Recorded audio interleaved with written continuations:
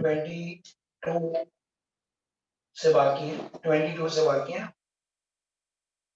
तो अभी हम शुरू कर रहे हैं 22। तो 22 रीड तो रीड कर सकता है। ओके, प्रणव है ना? Okay okay. At what angle should a ray of light be incident on the face of a prism of refracting angle 60 degree so that it just suffer total internal reflection at the other face? Okay The refractive index of the material.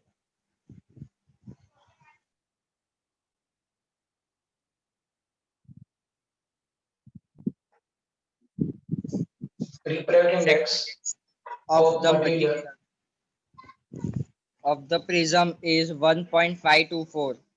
is 1.524. Prism angle 60 degree.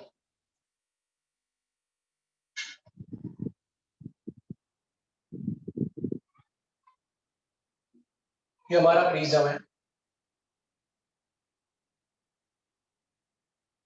ये यहाँ पे normal है कि ये normal है और यहाँ पे हम रेज इंसिडेंट कर रहे हैं। ये हमारा इंसिडेंट एंगल है, ऐसे जाएगा और ये रेज बाहर निकलना नहीं चाहिए, ऐसे चले जाना चाहिए। तो यहाँ पे R1 है, ये R2 हमारा क्रिटिकल एंगल होना चाहिए, तभी ये रेस ऐसे चला जाएगा टेंजेंटल फॉर्म में। तो ये लिखा हुआ है, देखो, on the face of A prism refracting angle 60 degree so that it just suffer a total internal reflection at the other face. Other face पे वो टोटल इंटरनल रिफ्लेक्शन की पास में हो, यानी उससे थोड़ा भी एंगल बढ़ जाएगा तो यहाँ पे TIR हो जाएगा। तो तब आपको ये इंसिडेंट एंगल आई डिफाइन करना है।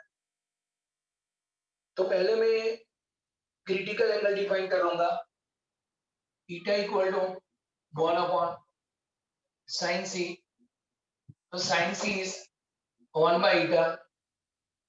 तो ईटा मेरे पास तैयार है, ईटा इज 1.524। तो मुझे साइन सी मिल जाएगा। तो ये कितना आ रहा है?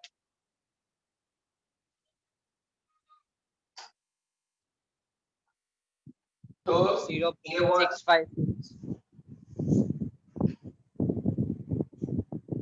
0.656 तो नेचुरल साइन में देखना पड़ेगा, ये नेचुरल साइन है, उसमें 0.6561 ये रहा 41 डिग्री 0 मिनट 41 डिग्री। तो ये 41 डिग्री पे आ जाएगा 0.6561। अभी ये क्रिटिकल एंगल है ना, वो हमारा रिफ्रैक्टिंग एंगल है 41 डिग्री। अभी हम लिख सकते हैं prism angle A equal to R1 plus R2। Prism angle 60 degree है, R2 हमारे पास 41 डिग्री है, तो R1 is 60 degree minus 41 degree, तो R1 मेरे पास हो जाएगा 90 डिग्री। तो ये आपका 19 डिग्री आ जाएगा। यहाँ का ईटा हमें मालूम है 1.524 और यहाँ का भी ईटा मालूम है 1 है। तो ये P पॉइंट पे हम अप्लाई करेंगे स्नेल्स लॉ। तो applying Snell's law,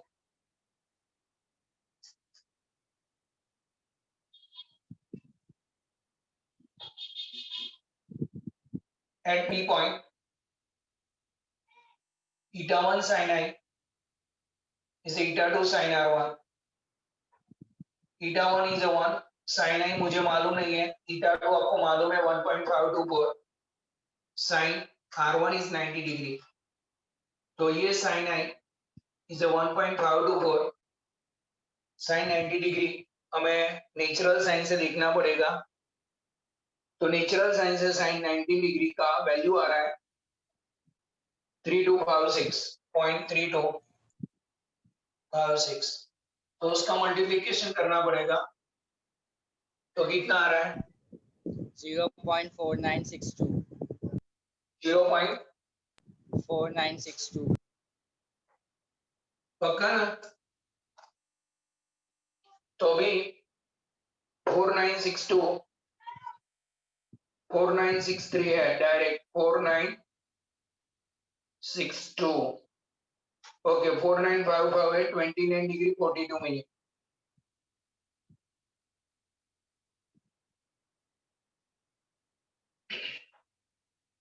four nine 55,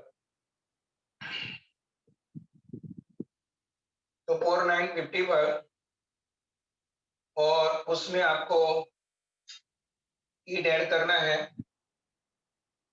3 का डिफरेंस है 2945, तो 29 डिग्री 45 मिनट। तो आंसर आ रहा है 29 डिग्री 45 मिनट। ये मेरा इंसिडेंट एंगल है। तो मैं ऐसा लिख सकता हूं, incident angle is approximately 30 degree. तो ये आंसर आ रहा है 30 डिग्री इंसिडेंट एंगल। तो ये का 30 डिग्री, ये पता चला आपको? ये नील सर कहाँ है? लेट क्यों आया नील? સર हाँ, સર અહીંયા રિફ્લેક્ટિંગ એંગલ ક્રિટિકલ એંગલના ઇક્વલ કેવી રીતે આવ્યું? ઓકે, એને એવું કીધું છે કે બીજા સરફેસ પર જ્યારે રેસ જાય ત્યારે ટોટલ ઇન્ટરનલ રિફ્લેક્શન થવાની ફર્સ્ટ કન્ડિશન પર આવે। જો યસ સર, રીડિંગ હા હા, યસ સર, ત્યાંથી સ્ટાર્ટ થાય એટલે ક્રિટિકલ એંગલ બને તો એ બીજા મીડિયમમાં નહીં જાય, ઓકે એટલે સર, આ હા, ક્રિટિકલ એંગલ હોવો જ જોઈએ તો જ એ રિફ્રેક્ટિંગ સરફેસ પર જ છે। યસ સર, હા, ખબર પડી? ओके, યસ, एक बार रिवाइज करना है नील के लिए और ये जॉनी के लिए। तो अभी उसमें ऐसा दिया है कि रिफ्रैक्टिंग सरफेस दूसरे सरफेस से टेंजेंटियल बाहर निकल रहा है, तो आपको यहाँ पे इंसिडेंट एंगल निकालना है। ईटा आपको दिया है 1.524। तो पहले ये जब रिफ्रैक्टिंग सरफेस के टेंजेंटियल पास होता है तो ये क्रिटिकल एंगल होना चाहिए। तो क्रिटिकल एंगल के लिए साइन सी इज 1 by ईटा, और ईटा की वैल्यू रख के हमने क्रिटिकल एंगल डिफाइन किया। ये क्रिटिकल एंगल हमारा R2 है। तो अभी prism A is R1 plus R2, जो प्रिज्म की फॉर्मूला थी उसमें हमने लिखा था। अभी R2 मेरे पास तैयार है 41, तो मुझे R1 मिल गया, ये हमारा 90 डिग्री, ये R1 यहाँ का मिल गया। अभी मैंने यहाँ पे स्नेल्स लॉ अप्लाई किया, eta 1 sine I, eta 2 sine R1। R1 मेरे पास 19 है, इंसिडेंट एंगल मालूम नहीं है, ये ईटा 1.524 है और साइन 90 की वैल्यू ली, फिर साइन 95। तो ये मेरा इंसिडेंट एंगल है। किसी को कोई problem? Prachi, Nidhi, Vrishali? No sir. Okay, sir થોડું લેફ્ટ સાઈડ કરો ને પેલું બાજુનું।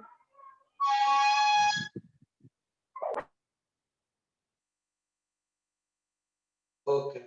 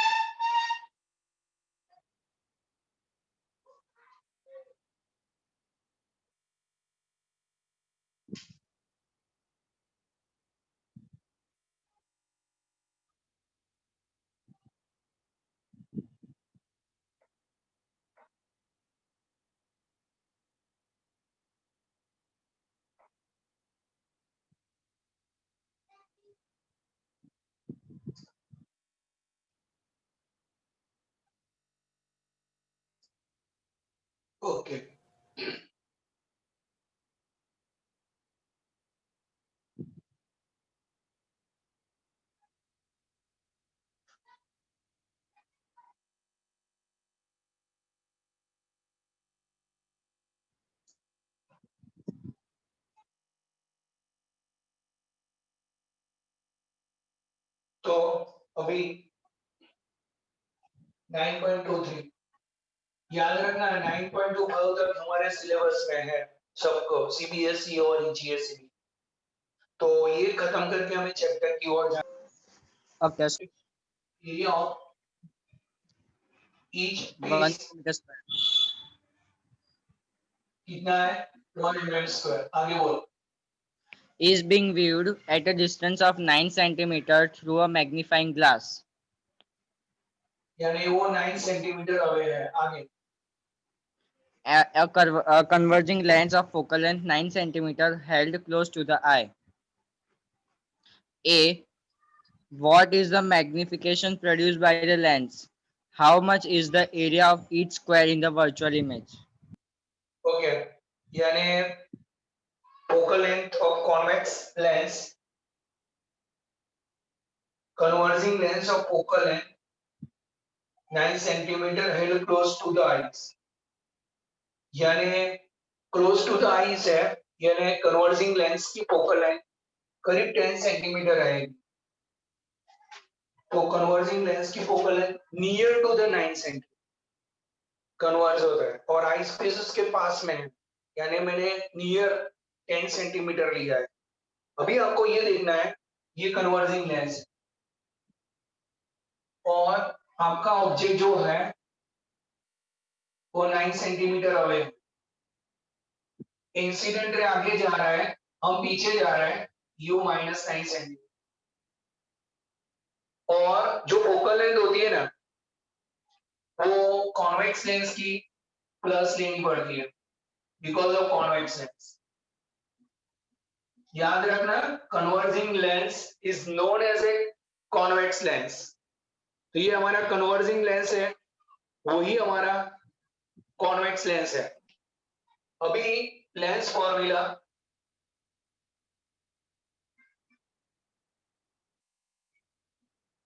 One upon v minus one upon u is one upon M.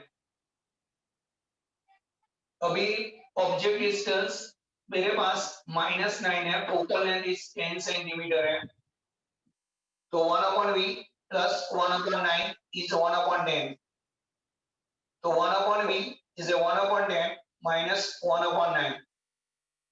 तो 1 upon v is 90 is LCM, 9 minus 9 9 minus 10 minus 1 by 90, तो v equal to -90 सेंटीमीटर। अभी आपको मालूम है कार्ड यानी पत्ते, आप पत्ता खेलते होंगे, लॉकडाउन में खेला होगा, तो जो कार्ड होते हैं ना उसको एरिया होता है length into breadth.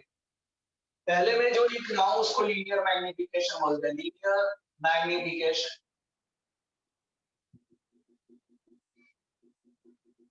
Linear magnification for Lenz हम ऐसा लिख सकते हैं v by u।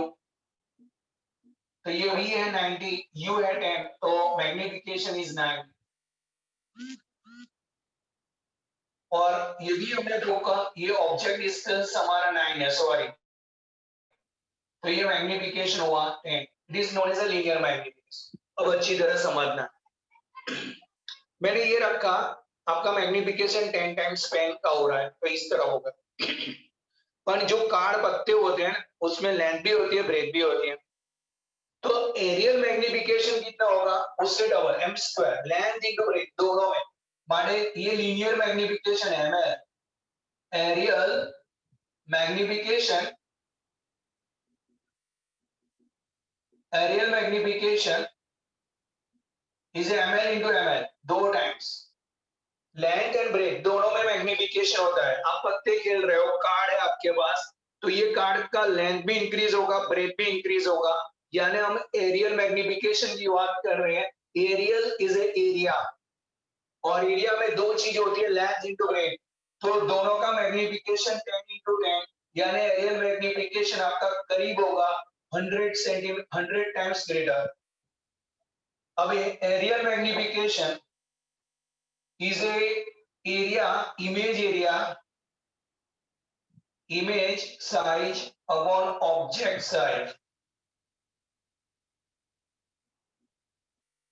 तो आपको मालूम है इमेज मालूम नहीं है, पर जो हमारे पत्ते हैं उसकी साइज 1 mm स्क्वायर दी है, 1 mm स्क्वायर।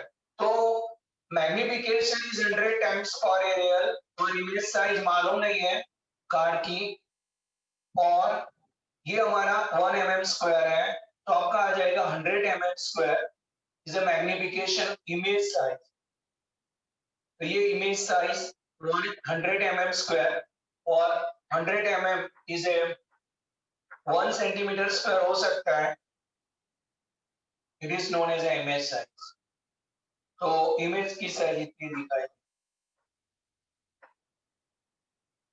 तो ये आपका इमेज साइज हुआ।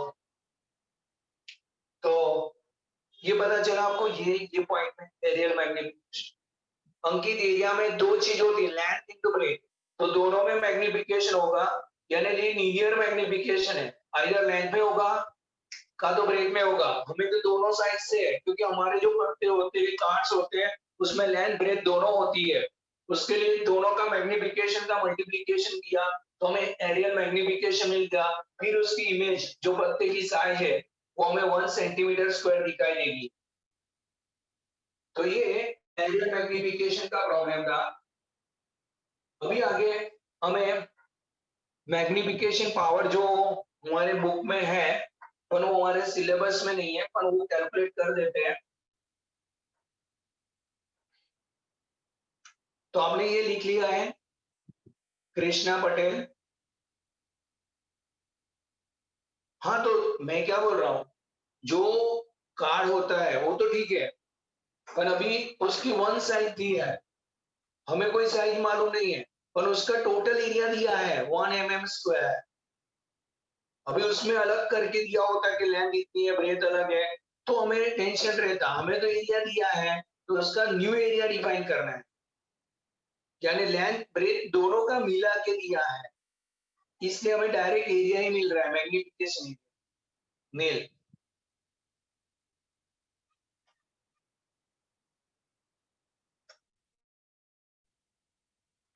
पता चला?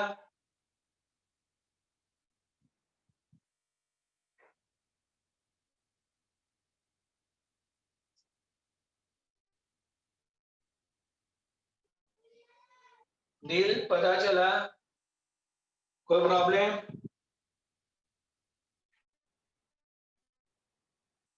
जॉनी?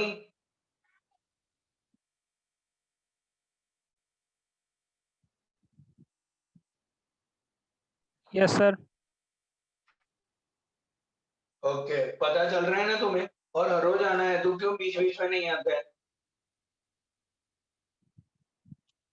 रोज आता हूँ सर, हर रोज आता हूँ। अंकित झूठ बोल रहा अंकित बोल रहा लास्ट टाइम तू नहीं था। है। सर झूठ बोल रहा था मैं। ओके,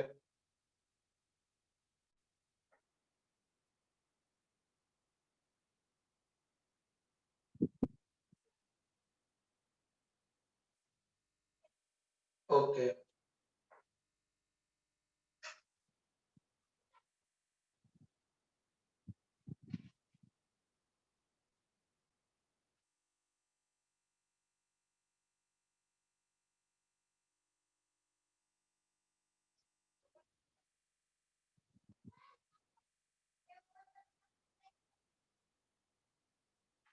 और उसमें क्या बोला है कि हमारी आईज है ना 9 सेंटीमीटर के नियर है फोकस करने के लिए, इसलिए उसको 10 नियर टू द लेंस उसका फोकस होना चाहिए, तो near to the eyepiece वो ऐसा लिखा 9 सेंटीमीटर कन्वर्स, यानी 9 सेंटीमीटर की नियर कन्वर्स होता है, हमने इसलिए 10 लिखा है। बाकी अदरवाइज 9 लिख सकते थे, 9 लिखेंगे ना तो यहाँ पे एक और प्रॉब्लम आएगा, 9 माइनस 9 जीरो हो जाएगा, तो हमें कोई आंसर नहीं मिलेगा, ये जीरो हो जाएगा, फिर हमें मैग्निफिकेशन जैसा कुछ नहीं मिलेगा, यानी ऑब्जेक्ट इमेज वहां पे ही आ जाएगी। जैसे यहाँ पे हो रहा है 9 माइनस 9 आएगा, एलसीएम लेंगे 1 बाई 9 माइनस 1 माइनस जीरो हो जाएगा, तो भी इनफाइनाइट हो जाएगा।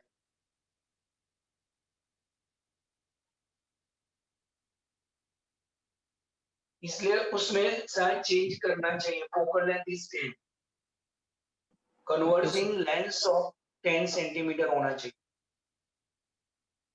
2 बार 9 लिखा गया है।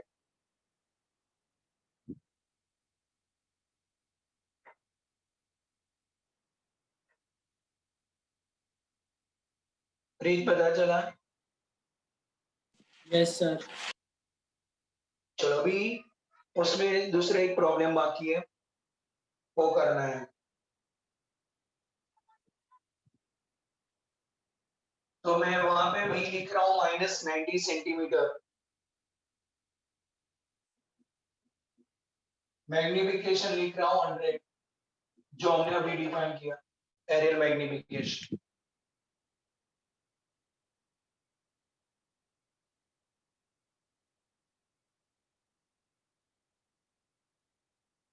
तो अभी उसमें मैग्नीफाइंग पावर डिफाइन करना है। Magnifying power, magnifying power is d by u. D is a near distance. Near distance, always we have a I made 25 centimeter. Object distance 9 centimeter. तो आपका मैग्निफिकेशन आ रहा है 2.77. 2.877 यानी 2.8। ये हमारा मैग्नीफाइंग पावर। यानी दूसरा क्वेश्चन ये पूछा है, ये दोनों सेम होते हैं ऐसा पूछा है। देख तो आगे रीड कर दो, C point.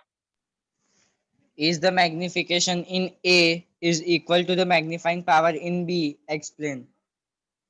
No, magnification of lens and angular magnification of optical instrument both are different. So no, magnification of lens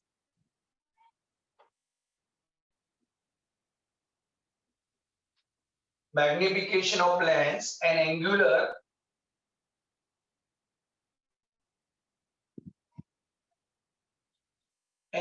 magnification of optical instrument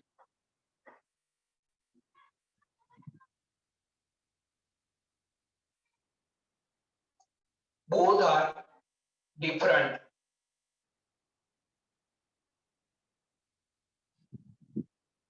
अब दोनों डिफरेंट इसलिए है कि उसमें मैग्निफिकेशन में v by u आता है और यहाँ पे मैग्निफिकेशन में आता है d by u।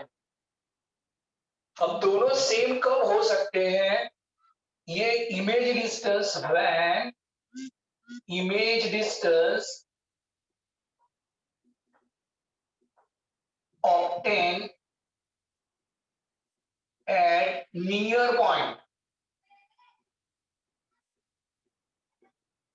Object distance हमें नियर पॉइंट पे मिल सकता है। नियर पॉइंट पे यानी 25 सेंटीमीटर, आइस का नियर पॉइंट 25 सेंटीमीटर है, वहां पे मिल गया ना नियर पॉइंट पे। तो आपको ये समझना है दोनों मैग्निफिकेशन सेम हो सकते हैं, दोनों। अदरवाइज कोई भी जगह पे ये सेम नहीं हो सकते। ये जब सेम होंगे तो आपको इमेज डिस्टेंस नियर पॉइंट पे ही लाना है, तब दोनों सेम होंगे, अदरवाइज दोनों डिफरेंट होंगे। यानी हमने बोला दोनों डिफरेंट है। कब सेम होंगे? तो वो भी बोल दिया कि when the image obtain at a near point, तभी हम दोनों का मैग्निफिकेशन सेम लिख सकते हैं।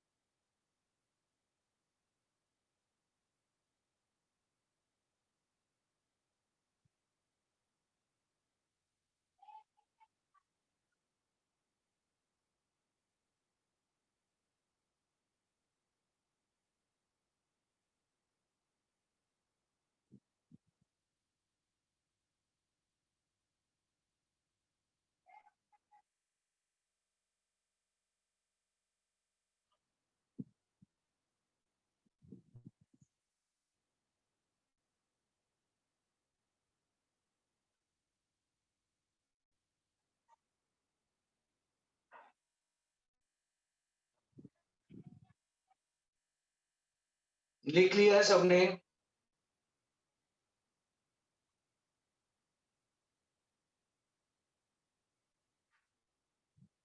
सबका हो गया?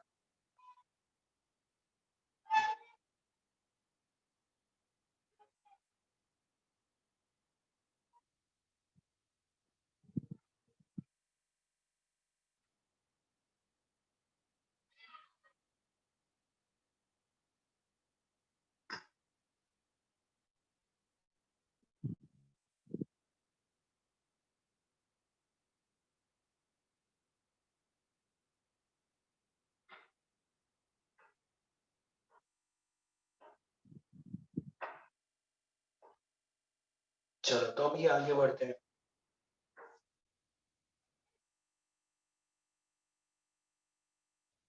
सबका हो चुका है यहाँ तक?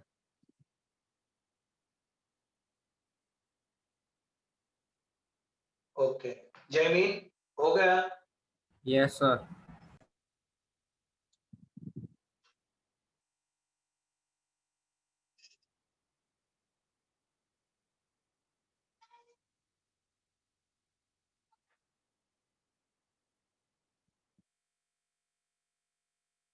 ओके, अभी है ना 9.24।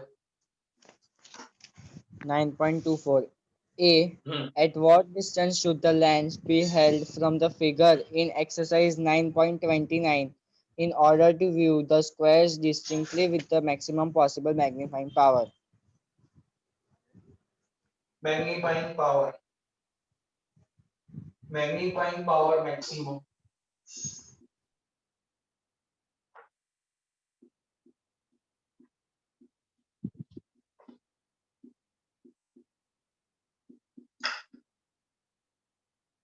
तो 29 में जो फिगर है उसके लिए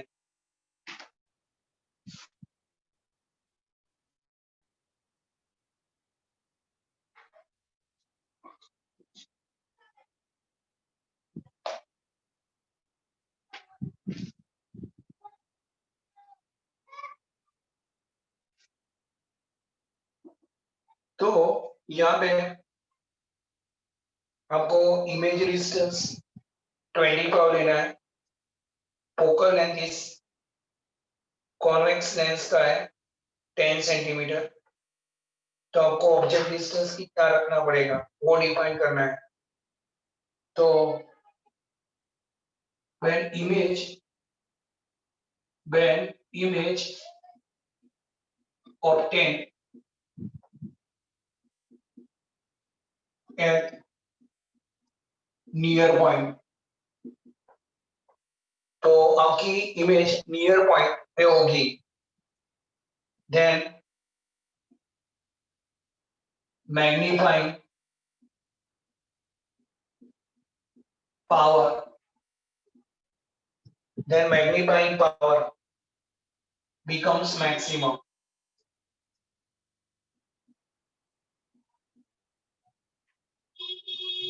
तो आपको जब भी मैग्नीफाइंग पावर मैक्सिमम चाहिए ना, तो आपको इमेज नियर पॉइंट पे चाहिए, और इमेज आपको नियर पॉइंट पे मिलेगा 20 पावर सेंटीमीटर, और focal length is plus 10 centimetre. तो आपको यू डिफाइन करना है।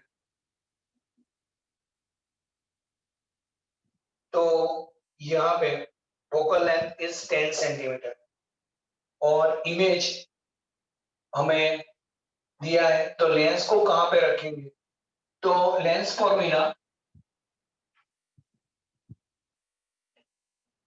फॉर्मूला है 1/v minus 1/u is 1/f, v is minus 25 और फोकल लेंथ इज 10, तो minus 1/25 minus 1/10 is 1/u। अभी आप एलसीएम ले लो 25, यानी ऐसा कर सकते हैं -10 minus 25 upon 250, तो u is 250 डिवाइड बाय 35, ये आपका कितना आ रहा है? 555 Minus 7.14. सेंटीमीटर। ये आपका object distance, lens should be placed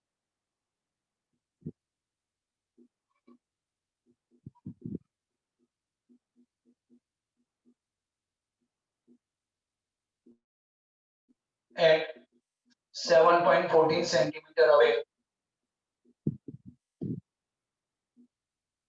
from object.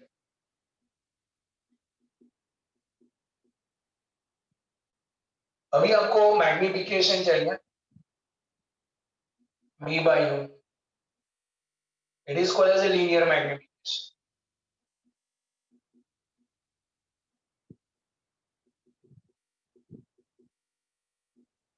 ये ना फिगर के बारे में लिखा है वो गलत है।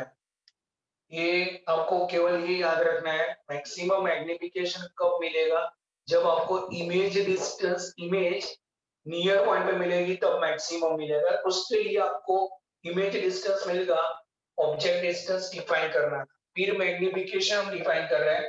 V is 25, U is 7.14, ये आपका मैग्निफिकेशन आ रहा है, कितना आ रहा है? 3.5. 3.5। अभी आपको दूसरा मैग्निफिकेशन चाहिए, magnifying power.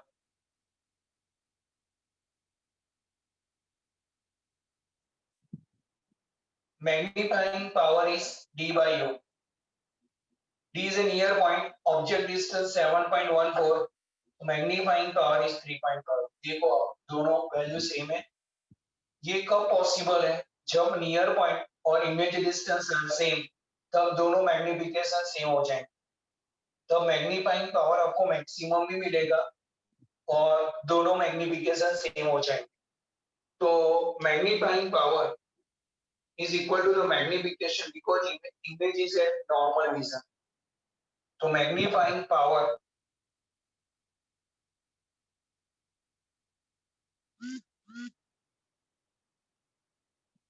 and magnification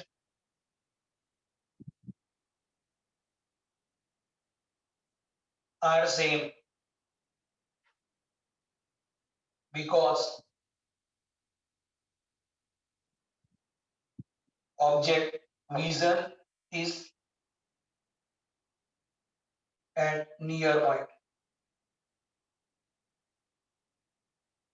near point पे यो इमेज मिल रही है, इसलिए ये हमें दोनों वैल्यू सेम मिल रही है।